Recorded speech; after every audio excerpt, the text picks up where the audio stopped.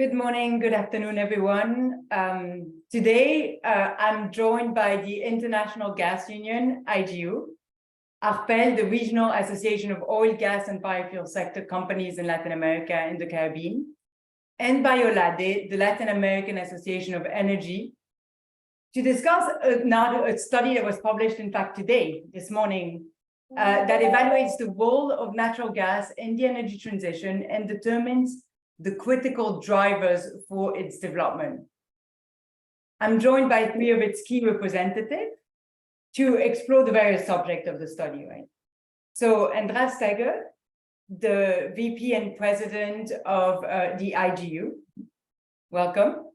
Andrés Rebollero, the Secretario Ejecutivo de OLAE. And finally, Carlos Garibaldi, the Secretario Ejecutivo de ARPEL. Good morning, everyone.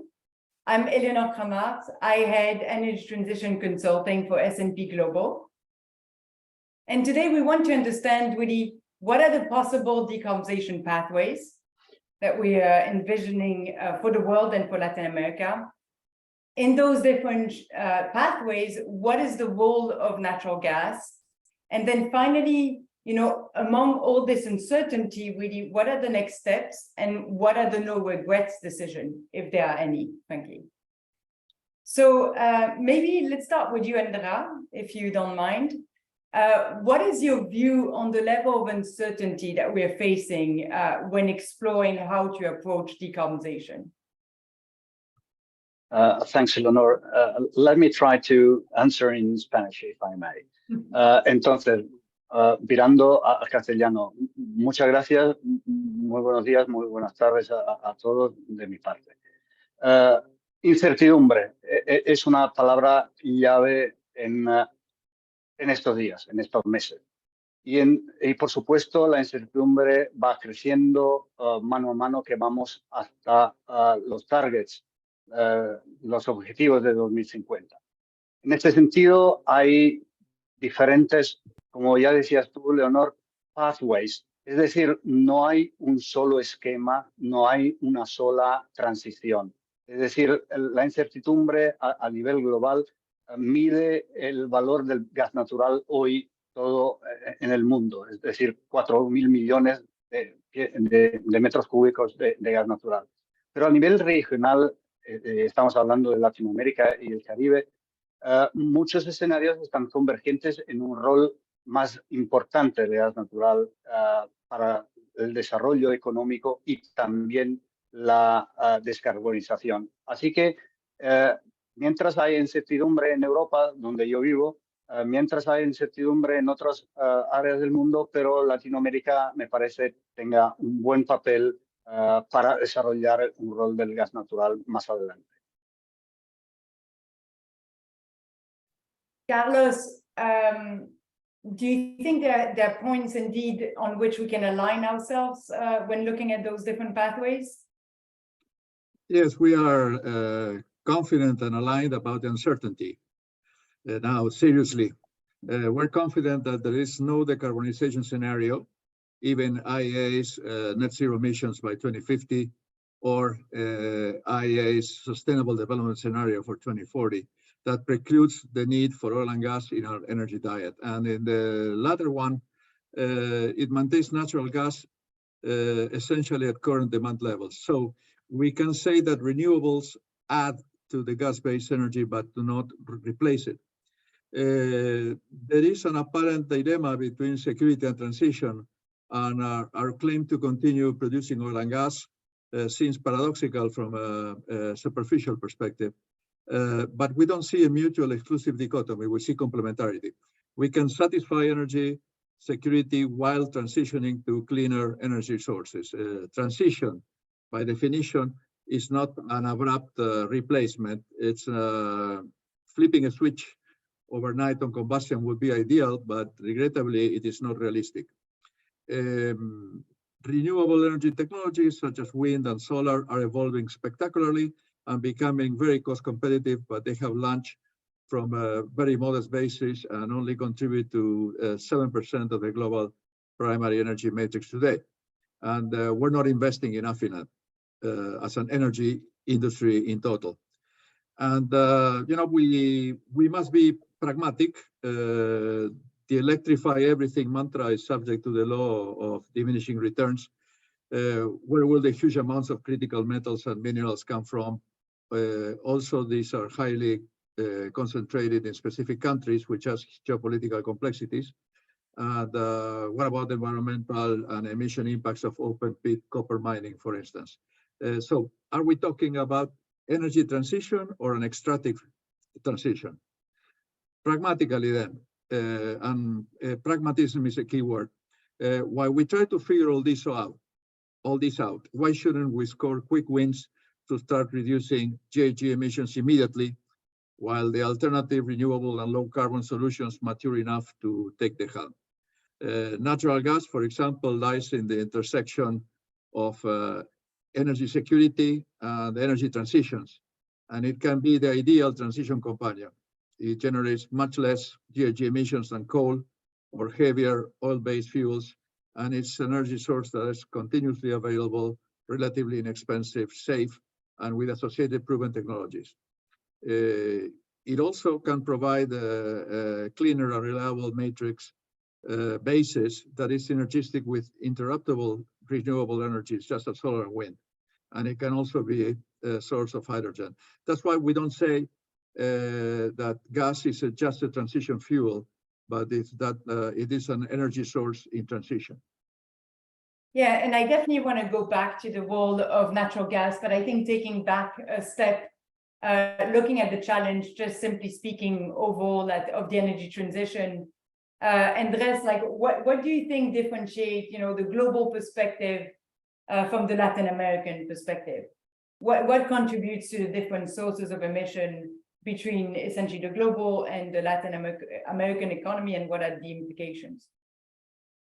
Bueno, muchas gracias. Muy buenos días a todos y todas. Aprovecho antes de referirme a tu pregunta a agradecer, la verdad, esta colaboración conjunta entre IGU, Arpel, nosotros, OLADE. La verdad es que es un ejercicio comprometido, que la verdad que fue muy eficiente desde la perspectiva del resultado que tenemos, y creo que este documento nos va a permitir, con el cual hoy día vamos a discutir y conversar, nos va a permitir tener un panorama interesante desde el punto de vista de cuál es el rol del gas natural en la transición, cuál es el rol del gas natural en la región, y probablemente a partir de ahí también imaginarnos algún desarrollo futuro desde la perspectiva de este tema que es tan importante, ¿no? A ver, respecto a tu pregunta, antes de referirme específicamente a América Latina, un par de referencias a conceptos que se decían anteriormente. Efectivamente, me parece que hoy día, desde la perspectiva de quienes hacen política pública, pero también quienes están en el mundo corporativo, los negocios, probablemente más que nunca deben asumir, y su contexto es de incertidumbre. Y por lo tanto, esto está determinado por el cambio tecnológico, está determinado por eventos específicos que hemos vivido en los últimos años. Probablemente los últimos 3, 4 años, pandemia, guerra en Europa, los efectos que eso ha significado desde el punto de vista del sector energético en el mundo y en América Latina. Hemos vivido, más que otro momento de la historia, una incertidumbre que nos determina de manera muy importante cuáles son las decisiones correctas en materia energética. Ahora, yo diría que en lo que se refiere a la realidad de América Latina, 2 elementos que me parecen importantes. Primero, indicar que efectivamente, y eso es algo conocido, nuestra región es una región diversa, desde el punto de vista de dotación de recursos energéticos, una región complementaria, es decir, una región que tiene oferta a algunos países y demanda a otros que la necesitan, y por lo tanto, desde esa perspectiva, una región que es propicia, por ejemplo, para la integración, cosa que probablemente podemos hablar hacia adelante. Una región que tiene dentro de su matriz primaria una participación muy importante de las energías renovables. Yo creo que ese es un sello de la perspectiva global en la región, pero que también tiene una presencia importante del gas natural. Estamos hablando, en el caso de América Latina, casi un 30% de su matriz primaria, un poco incluso más alta que lo que es este mismo indicador a nivel global, que es en torno a un 24%. Por lo tanto, es una realidad interesante de la perspectiva, pero también desafiante, por cuanto existe, como decía, realidades nacionales muy distintas, pero sin duda que creo que el punto de partida, desde la perspectiva de estos indicadores que yo indico, probablemente le da un sello diferente respecto a lo que pueden ser otras regiones. Si puedo entrar en eso y agradeciendo también de mi parte a Olave y a Arpel por esta colaboración que estamos lanzando hoy con este documento. Me parece realmente importante decir que hoy en día el sector del gas natural tiene en la región una posibilidad de reducir la incertidumbre yendo adelante, porque tiene, como ya decía Andrés, recursos naturales que puede disfrutar en la región. Y hay oportunidades también para desarrollar un mercado más integrado que inversiones pueden también comportar un desarrollo socioeconómico que es importante no solo como, bueno, no es solo lo importante la transición energética y de la reducción de las emisiones, pero que sea justa para las poblaciones. En términos de marco, este documento tiene todo un buen desarrollo de facts and figures, como se dice en inglés, para empezar un diálogo constante con las instituciones y las corporaciones para que esta incertidumbre que tenemos que enfrentar tenga algunas no regret moves, como se dice. Así que me parece bien empezar en ese sentido para ver lo que podamos realmente hacer. Y como ya decía Carlos, yendo pragmáticamente a soluciones que puedan ser al alcance. For sure, and we'll definitely get back to those no regret move, right? With the level, as Carlos was saying, I think the one thing we can all align ourselves on is the level of uncertainty, which is immense. And so making sure that there are things we can do right now is definitely critical. So we want to spend some time on that. But first, I want to explore a little bit more essentially around, some of the lesson learned that the paper we're explaining and illustrating, and more specifically, for instance, what has been, if we go back to LATAM, Carlos, like what has been the impact of natural gas development in the region? Bueno, voy a cambiarme al español para enloquecer a la intérprete. Latinoamérica y el Caribe no es un jugador principal en el mundo del gas natural mundial. Tenemos 4% de las reservas probadas y construimos con 4% de la producción. Pero, no obstante esto, esas son reservas probadas, pero tenemos muchas reservas todavía sin desarrollar, particularmente en Venezuela, que es un poquito the elephant in the room, ¿no? En el Caribe colombiano, offshore, en el fairway de Guyana y Surinam y en Vaca Muerta en la Argentina.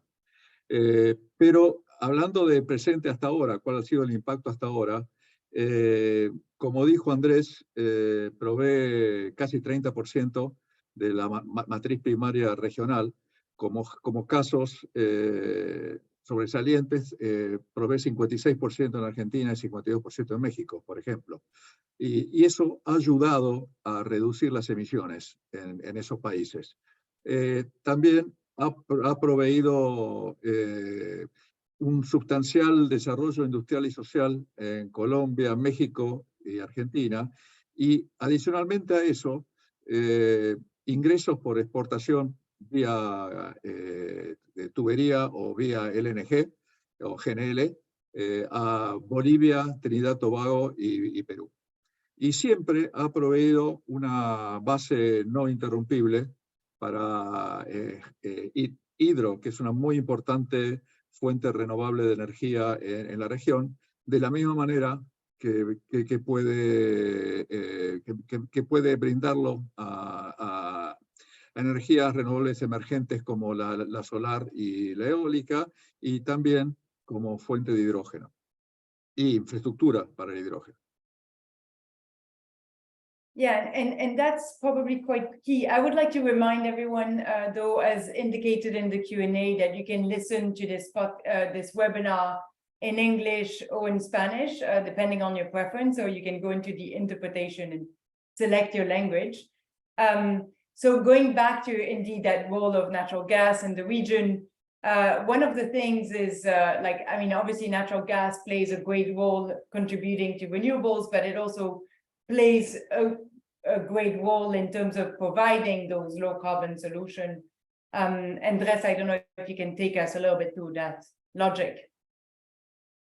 Bueno, sí, está bien. Mira, un comentario respecto a lo que dice Carlos. A mí me parece importante hacer un énfasis, y esto desde la perspectiva de un organismo como OLADE, ¿no? Que tiene en su misión tratar de avanzar en un espacio de colaboración e integración regional o subregional.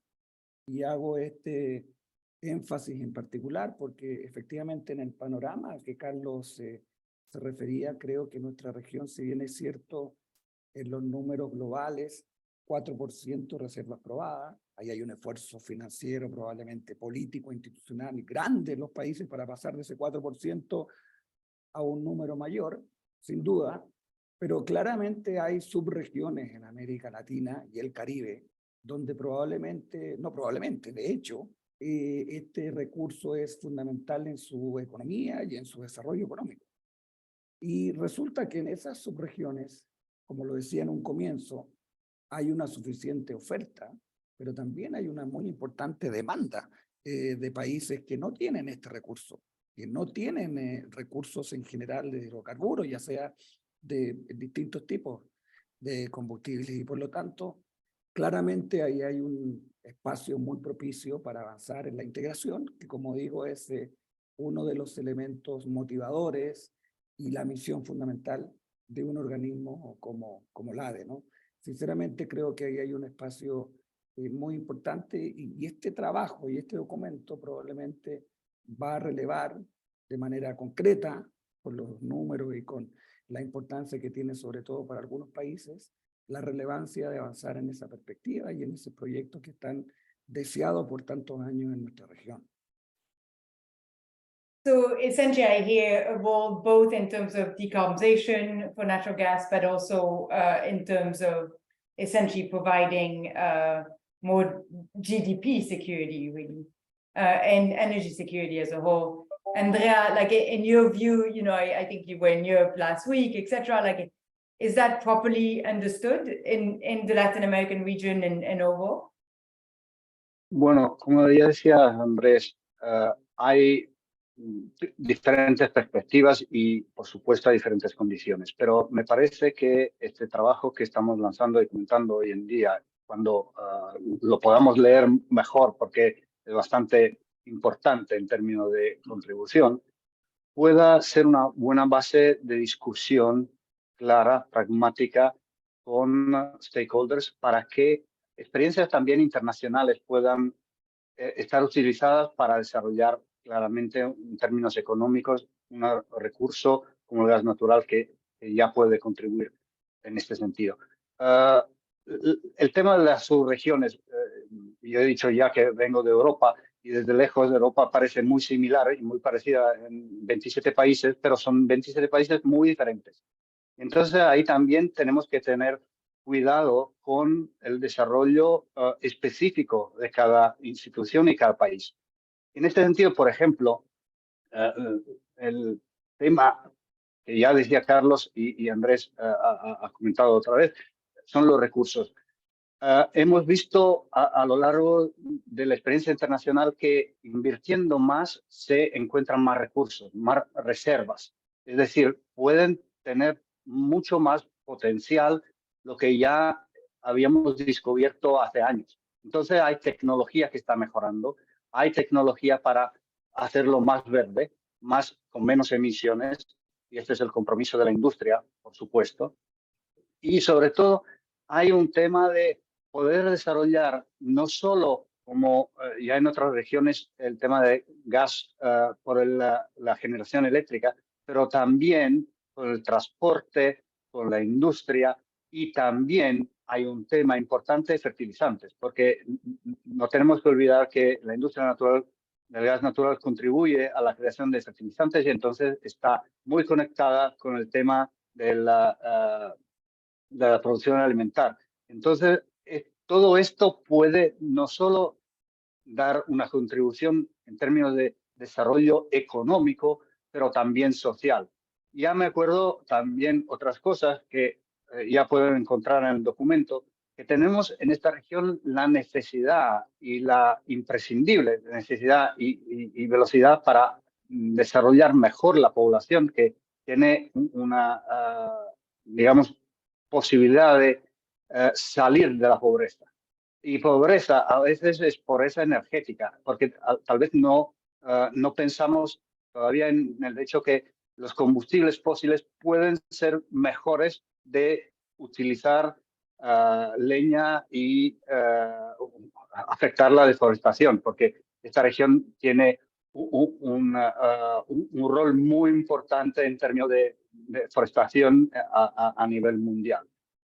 Y también el tema real que hemos visto como industria global es que esta industria puede liderar en términos de evolución tecnológica, en términos de transición. Me parece, Carlos, ya mencionó el hidrógeno, los gases verdes, la carbon capture and storage. Así que la transición ya tiene necesidad de inversiones y inversiones pueden ser también, de una parte, lo que tenemos que hacer mañana y también acompañar a lo que necesitamos dentro de 10 años. Pero no podemos saltar solo a lo que necesitamos dentro de 10 años porque si no, no vamos cumpliendo con las necesidades de las poblaciones y de los países. Sí, Eleonor hizo una pregunta muy interesante, que es en cuanto a si nuestro rol en el gas natural es aceptado y entendido. Y creo que ahí vale un mea culpa de la industria, porque nos comunicamos entre técnicos y no nos comunicamos con la gente. Entonces, se necesita pragmatismo, como dijimos, y ese pragmatismo hay que transmitirlo con el lenguaje terso, con datos, con gráficas, comunicarse gráficamente. Y creo que este informe es un muy buen ejemplo de cómo nos tenemos que comunicar. Que hay algo que sea fácil de leer, que lo pueda entender cualquiera y que esté sustentado. Es decir, no hay opiniones, sino que hay facts, ¿no? Hay datos. Perdona, Sí, sobre ese tema de suficientemente entendido o no, ya que estamos en ese punto de la conversación, me parece importante hacer un énfasis que usualmente me parece a mí, desde incluso la experiencia ministerial, digamos, de estar en ese lado del mesón, y por lo tanto la necesidad de dar mensajes muy apropiados, que tiene que ver con lo siguiente. Efectivamente, hablábamos que hoy día en términos de oferta es el 29%. Y si uno hace la proyección respecto a estos escenarios que hoy día tenemos, la verdad, disponible, nosotros hemos trabajado en la de algunos respecto al 2050, a ese momento del net zero, el gas natural va a tener todavía un rol relevante. Y por lo tanto no será 29, pero será 20. Y por lo tanto va a seguir estando muy presente en la matriz primaria y en ese sentido probablemente va a haber otro tipo de combustible. El propio gas natural está viviendo su propia transición tecnológica, lo veíamos hacia un combustible más limpio, pero es relevante ese dato porque eso da cuenta de la importancia que tiene en la transición, efectivamente, no solo respecto a la seguridad que dan los sistemas eléctricos actualmente, sino que también la perspectiva desde el punto de vista de la necesidad eventualmente de hacer inversiones en países o en conjunto de países, entendiendo que seguirá teniendo un rol relevante, y estos dos números creo que dan cuenta de eso. Sí, y si puedo completar con esta reflexión. El otro día salió el comuniqué del G7 que tuvo lugar en Japón y ahí fue muy bien dicho que el gas natural tiene un rol que jugar hasta 2050 y yo añado también a 2051 y más adelante, porque realmente tenemos que acordarnos que estamos apuntando ya a un objetivo muy, muy difícil, que es net zero, no es cero. Es decir, tenemos que tener tecnologías para capturar el carbono, reducir el carbono, por supuesto, pero tenemos que cumplir con una transición que ya llegue a 2050. 2050 en sí mismo, si me permiten la provocación, no quiere decir mucho si no miramos a cómo llegamos ahí. Entonces, tenemos que rápidamente reducir el utilizo de carbón, porque el año pasado fue desafortunadamente el récord mundial histórico del utilizo del carbón. Así que hay mucho que hacer.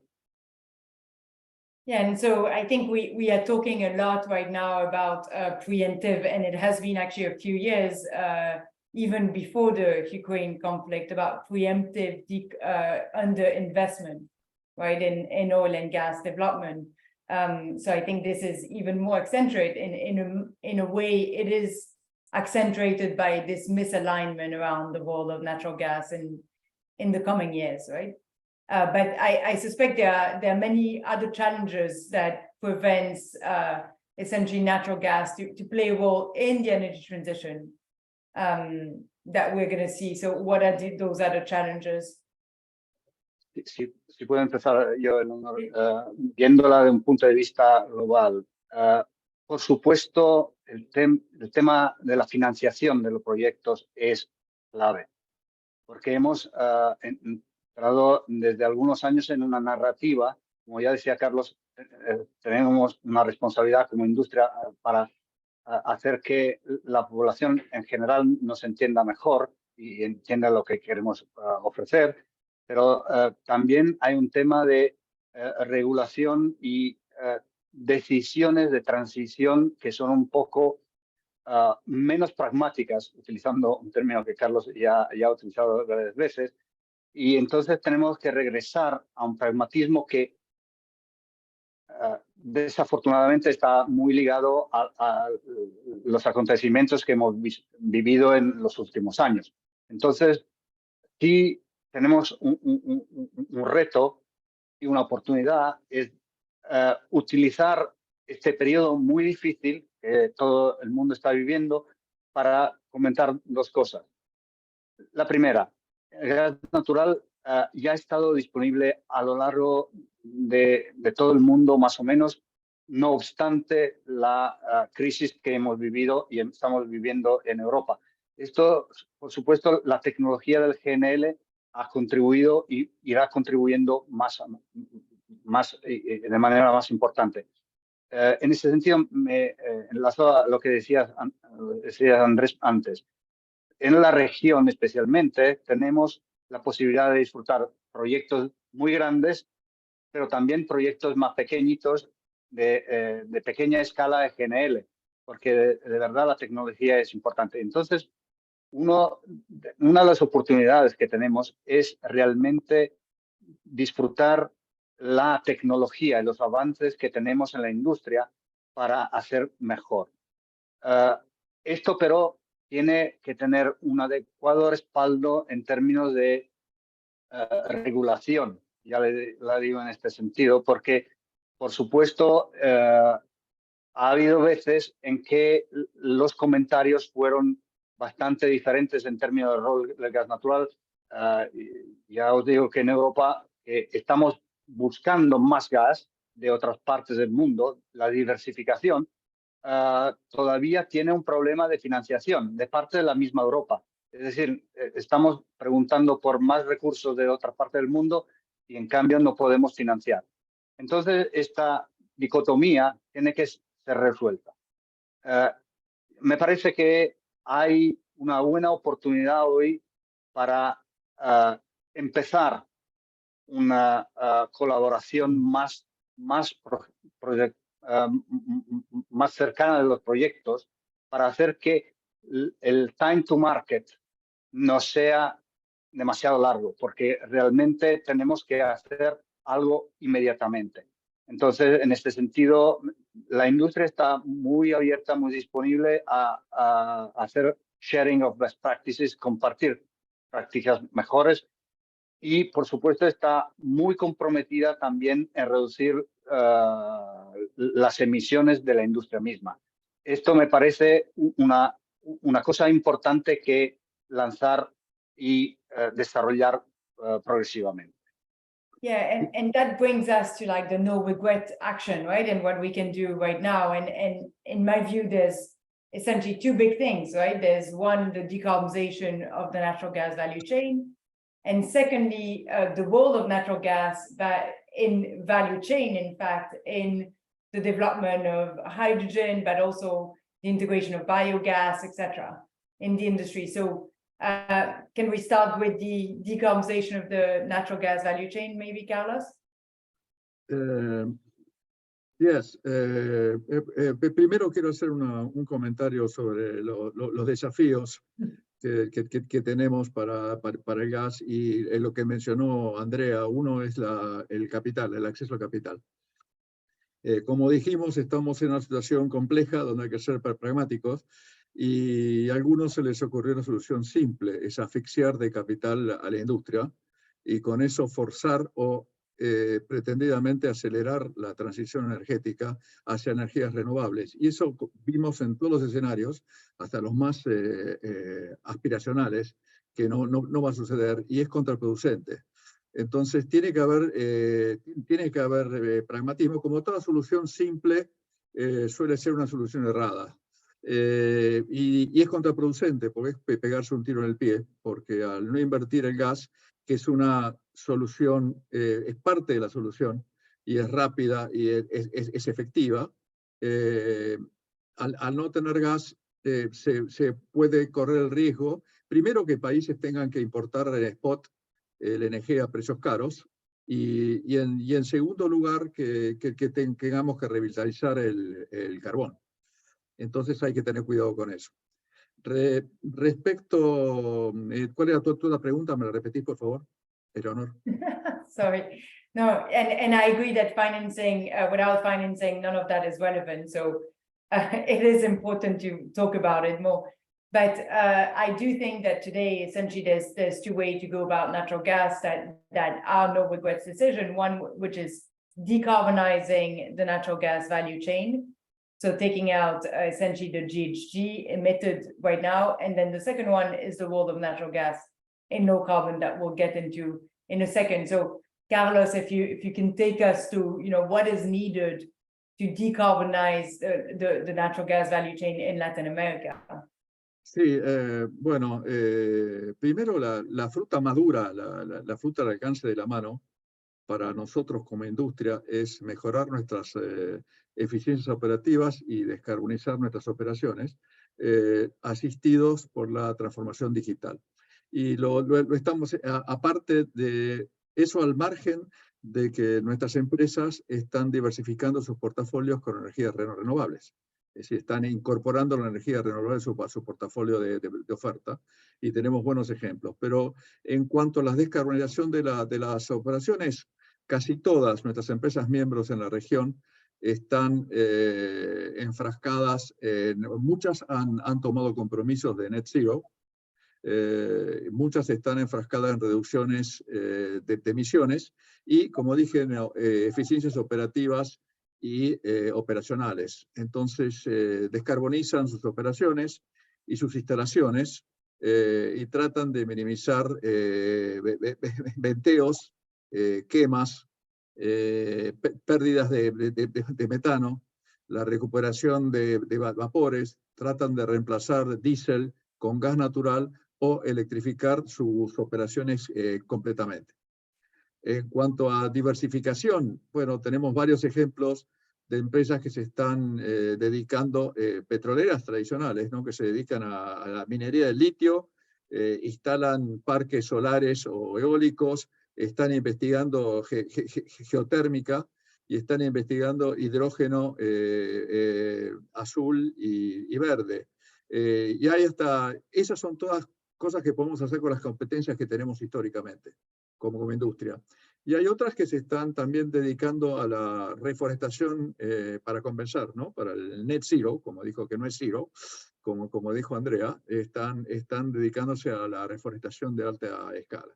Y tenemos el orgullo de decir que nuestros miembros están los pioneros son las empresas estatales.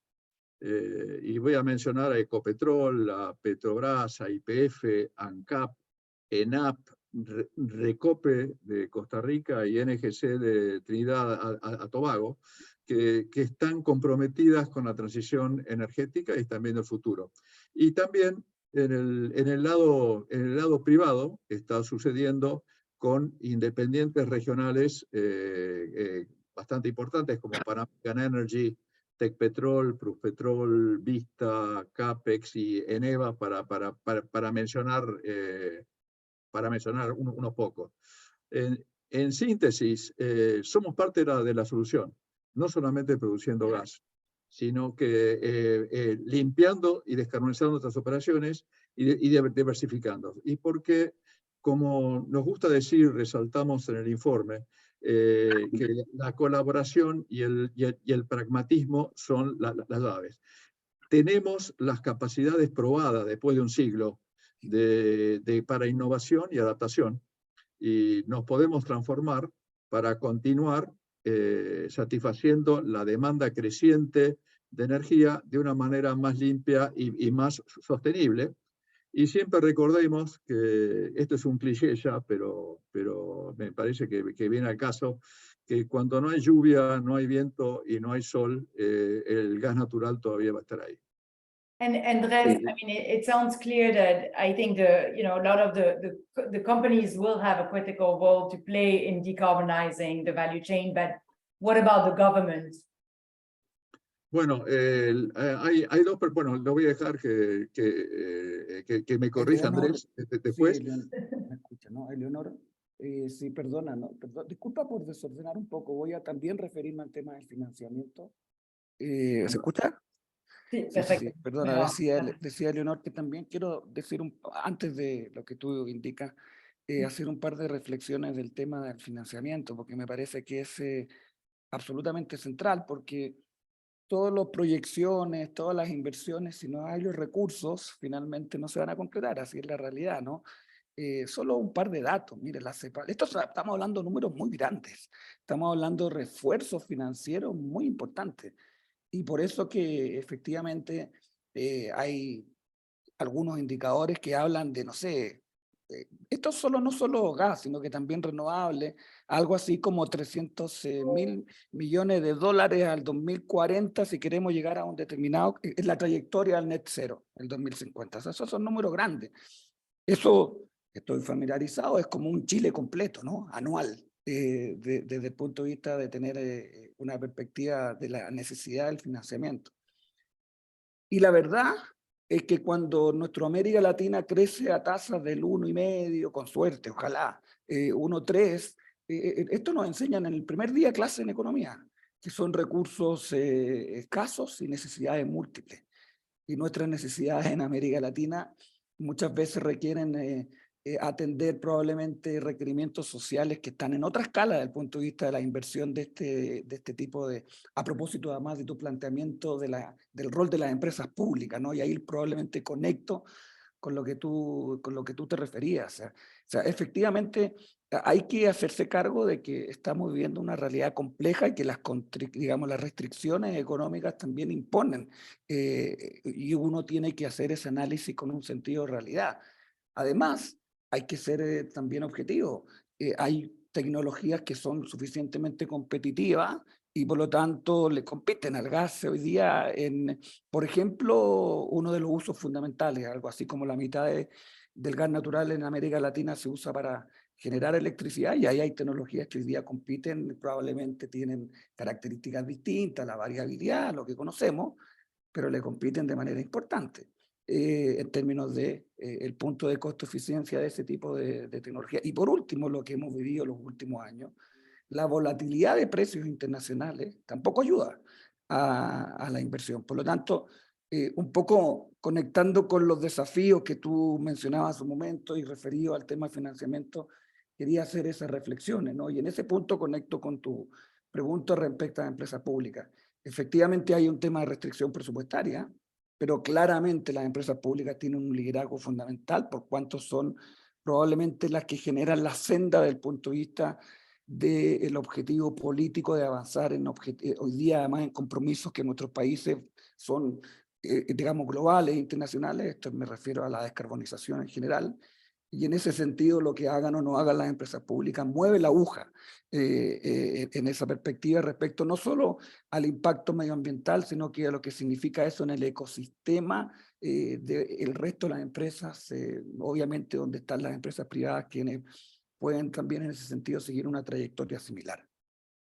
Sí, yo agregaría a lo que dice Andrés que por supuesto los gobiernos y las empresas estatales están sujetas a otras condiciones de contorno y a otras prioridades. Por ejemplo, no siempre tienen que tener neutralidad tecnológica, porque tienen que favorecer el desarrollo de sus recursos nacionales. Pero sentándome del lado del otro de la mesa donde estoy sentado, que es el lado de las empresas, nos parece que el camino que la región necesita políticas energéticas claras. Debe haber coordinación dentro de los gobiernos para peinar un poco sus procesos de licenciamiento y permiso, tanto para combustibles fósiles como el petróleo y el gas, como para las renovables. También se retrasan las inversiones por eso. Y tiene que haber cooperación entre los gobiernos, más allá de diferencias ideológicas o de antiguas heridas, ¿no? Antiguas cicatrices, y tiene que haber integración y estandarización, y a eso que creo que seguramente se va a referir más adelante Andrés. La integración es muy, muy importante. Y para atraer el capital, para poder atraer el capital que necesitamos para toda forma de energía, eso requiere ecosistema, como dijo Andrés, legislativo, fiscal, regulatorio y judicial, que sea sólido, que esté alineado con la política, que sea eficiente, que sea transparente, sobre todo, y que sea, sobre todo, estable.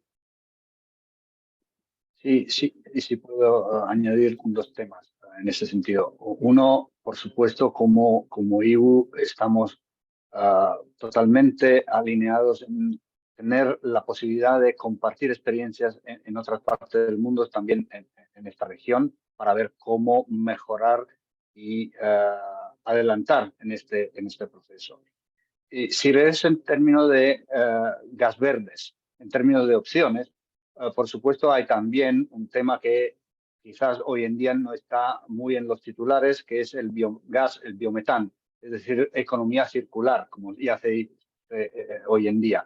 Es decir, podemos también encontrar nuevas formas de desarrollo que de un coste van a transformarse en un recurso. Así que de verdad, hay muchas opciones que la industria puede perseguir. Por supuesto, no podemos escoger hoy en día, esta es mi posición, la tecnología que va a vencer, porque necesitamos muchas opciones. En este sentido, tenemos que favorecer la innovación y el desarrollo de tecnologías que quizás hoy en día no están todavía en el mercado. And so I have a question from the public, which asks whether, like essentially, are you looking at natural gas as well as tight gas or fracking gas in its role to the energy transition? Bueno, si puedo empezar yo, ¿no? Y gracias por la pregunta. Por supuesto, hay diferentes condiciones en diferentes países. Hemos visto que Argentina tiene un enorme potencial con fracking, con Vaca Muerta, y a Carlos y Andrés lo conocen mejor que yo, por supuesto, pero hay otras regiones en que esta tecnología no está disponible o todavía no está disponible. Así que, de nuevo, me parece importante que cada tecnología esté desarrollada de la manera mejor para cumplir con el objetivo de dar energía al país en términos de sostenibilidad económica y con el medio ambiental. Ya hemos visto que desde Europa, y de nuevo utilizo a mi región, hoy en día nadie en Europa habla más de fracking. ¿Por qué? Porque necesitamos GNL. y de dónde llega el GNL de Estados Unidos. Entonces, un debate que podría ser quizás muy a tope de nivel de atención, hoy en día está menos en el enfoque. Es decir, tenemos que tener, utilizando nuevamente el término pragmatismo, una capacidad de desarrollo en concreto de los proyectos. No solo con titulares, es decir, fracking sí, fracking no, o un desarrollo de una forma sí, un desarrollo de forma no. Esto me parece que pueda tener realmente una consecuencia muy negativa para la población a finales del día, porque estamos decidiendo de antemano cuáles son las soluciones perfectas y no hay solución perfecta. So making sure that we invest in both systems at the same time, rather than in one over the other. Como ya decíamos, tenemos una necesidad creciente de energía, no decreciente. Entonces tenemos que acordarnos que en el planeta en general y por supuesto en Latinoamérica también, la población va creciendo y las necesidades de energía para cada persona irán creciendo también, especialmente en estas regiones. So given that essentially diversity in terms of supply of natural gas, in terms of demand for natural gas, and the electric system integration is absolutely key, right, in this whole story. Carlos, I see you shaking your head. Yes, sorry about that. No, yes, sí, tiene que haber creo que tenemos una oportunidad, la oportunidad de largo plazo que tenemos todos es que el gas va a ser necesario a nivel mundial y tiene oportunidad de reemplazar al carbón y a otros combustibles basados en petróleo que son más pesados y mucho más contaminantes, tanto en contaminación como en emisiones. Entonces, esa oportunidad de largo plazo. En el corto y mediano plazo tenemos una oportunidad provocada por la crisis de seguridad energética que vive sufriendo sobre todo Europa hace un año, que empezó como algo que podía ser un incidente coyuntural y ya yo creo que es un status quo estructural. Y bueno, ese tren, no sabemos, entre las todas incertidumbres, cuánto va a durar ese status quo. Así que ese tren hay que tomarlo antes que salga de la estación. Entonces nosotros tenemos como región que poner nuestra casa en orden y tenemos que integrarnos y tenemos que tener sinergias de competencia para poder aprovechar esa ventana de oportunidad. Más allá de las ventanas de oportunidad que están dentro de la región, como bien se mencionó, como bien mencionó Andrés, que tenemos países que son productores y países que son consumidores.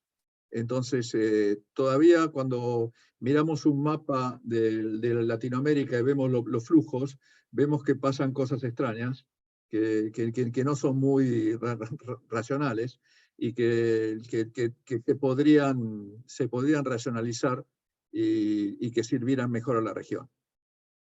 Leonor, un comentario de carácter más global, desde la perspectiva del rol a veces de América Latina en los mercados internacionales. A propósito de que Andrea menciona también permanentemente el tema Europa y la exposición, por ejemplo, que tienen muchos países de América Latina, la exposición, digo, que tienen muchos países de América Latina en los mercados globales, en Europa o en Asia.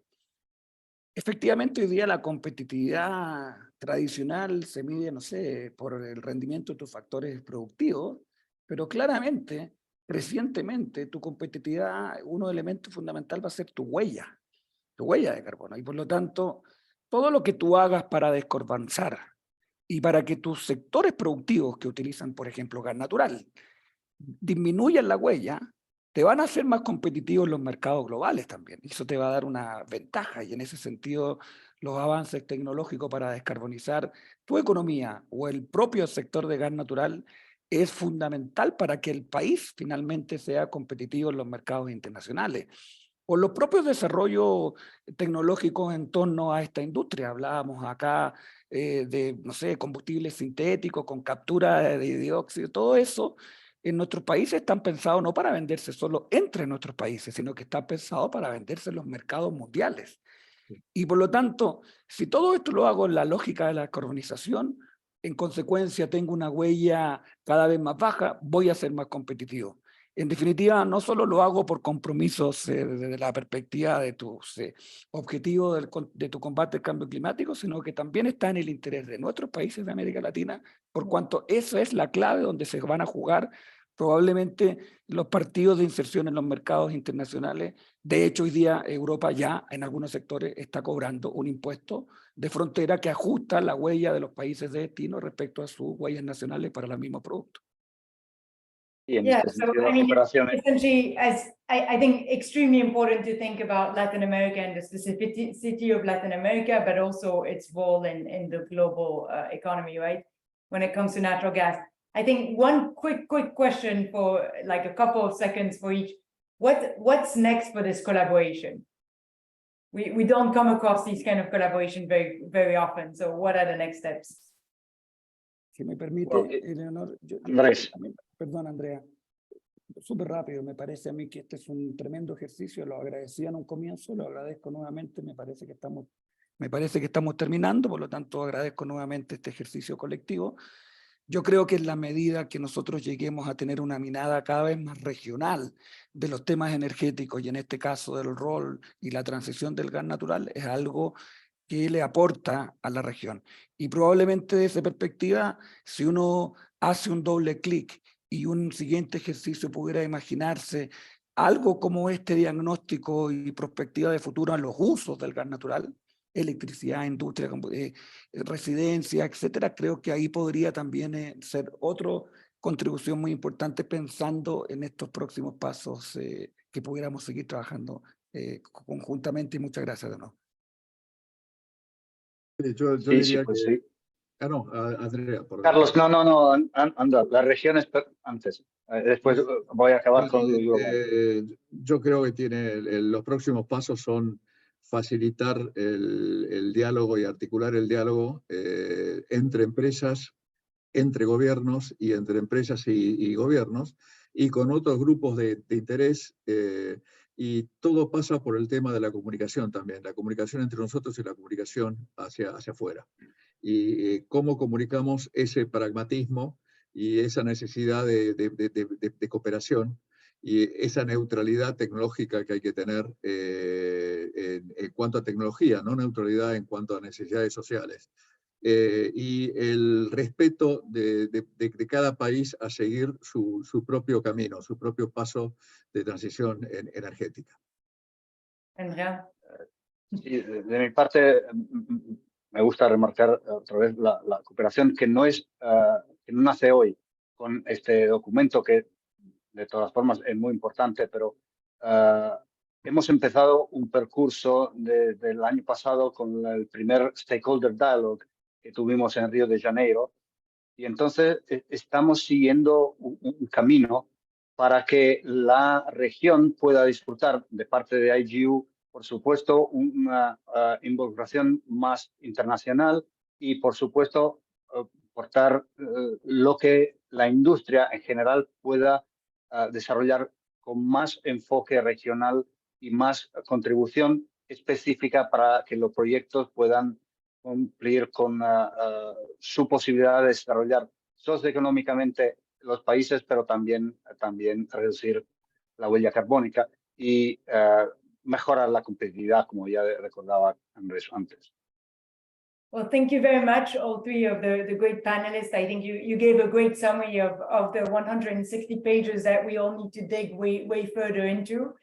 I'm very excited. There's still a lot of questions in the Q&A, and I think that reflects essentially the uncertainty that we are facing regarding the energy transition. But again, as we were reminded today, it's really critical to think about the energy transition, not just as one global problem, but also in the context of today, the context in terms of social economics, the technology and the policy.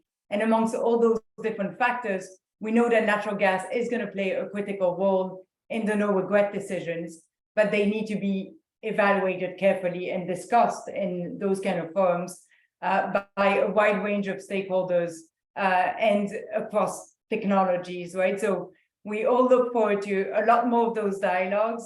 Thank you very much for the audience. I hope we continue the discussion and answering the questions on the Q&A in further dialogue. Thank you very much. Muchas gracias. Bueno, Muchas gracias. Hasta la próxima. muchas gracias a todos Adiós. por escucharnos. Gracias.